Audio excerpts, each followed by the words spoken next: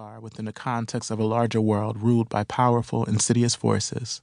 The long, collective hatred of blackness, the calculated policing of sexual difference, the intentional ghettoization of urban centers, and the lure of the American dollar are just a few of the strong forces that shaped my senses of self and the way I viewed others. Each chapter is a scene, a snapshot of my life, and an attempt at traversing time in search of the lessons I now know were present. Writing this book has allowed me to look back and recover memories I thought I had lost and recall moments I tried my best to strangle. I return to places I've been many times before. Each return is a dance with memory. It took years before I realized the image in my mama's picture was beautiful. With skin too brown, big lips, and a wide nose, I often turned away from my reflection. As I grew up, there were invisible forces moving about like ghosted hands.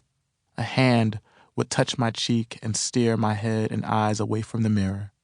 It was unseen, but felt. It needed to be named.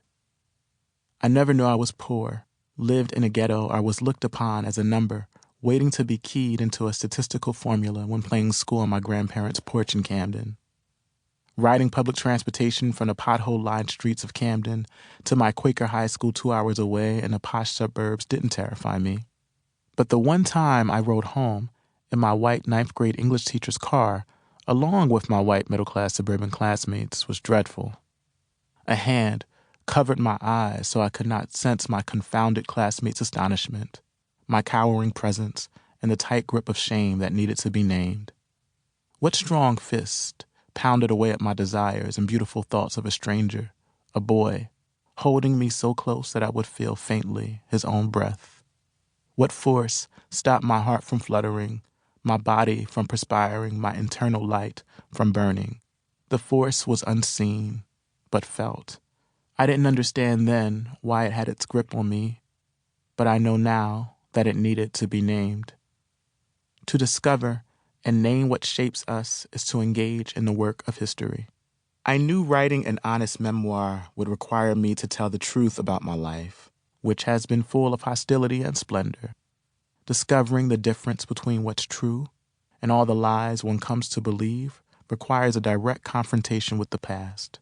Long before I was born, and Camden was made out to be a city full of dilapidated homes, violent drug dealers, crack, and nihilism, bureaucrats and greedy business people enacted racist public policies and brokered shady deals, transforming our home into a city tapped of its resources and hope. Stereotyping black urban cities like Camden as ghetto and the people who live within them as leeches sucking the state dry of its capital are lies forged without a commitment to history.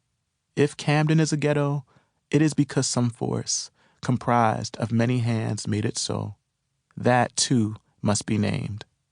I'm a black man who has loved and been intimate with men and women, a black man who defies societal norms, a black man who grew up in the age of hip-hop and AIDS, and a black man from the hood. I couldn't write a memoir full of life stories without animating all the invisible and not-so-hidden forces that rendered my blackness criminal, my black manhood vile, my black queerness sinful, and my black city hood. This book is testimony. It is a cultural and political history, bringing to light the life of a black boy maneuvering through a city whose past he never knew. But it is also an emotional history, a search for the many ghosts that haunted my heart and spirit, and whose stealth presences were as palpable as damaging policies and trigger-happy police officers. My thoughts, however, are not the definitive take on blackness, manhood, and sexual politics. How can it be when my path, choices, struggles, triumphs, failures, questions, and answers are my own? My words are my attempt at joining a chorus of voices who have tried their best to narrate the beautiful and messy complexities of race, gender, class, and sexuality as they collide and are expressed in the contemporary United States. This work, then, both is and isn't about me.